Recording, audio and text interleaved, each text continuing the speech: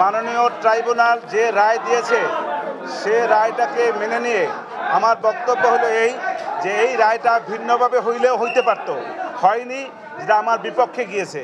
সেজন্য আমি ক্ষুব্ধ, আমি আমার ভিতরে কষ্ট লালন করতেছি। আমি এর বাইরে আমার কিছু বক্তব্য নেই।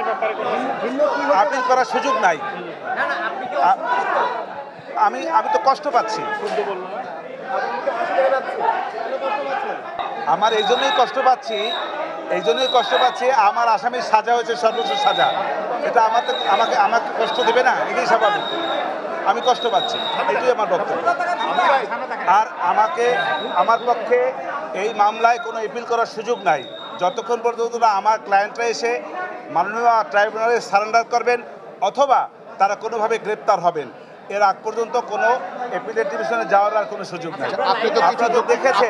আপনারা তো দেখেছেন যে আমাকে রায়ের কপিও মাননীয় ট্রাইব্যুনাল দিবে না বলেছে। অতএব এই যে দিবে না সেটা আইনানুগ।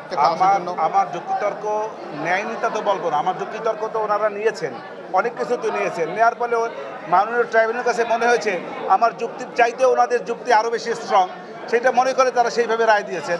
অতএব আমারটা নেয়নি এইটা আমি বলবো না। কেন এই রায়ে আমি কষ্ট পাচ্ছি। ধন্যবাদ।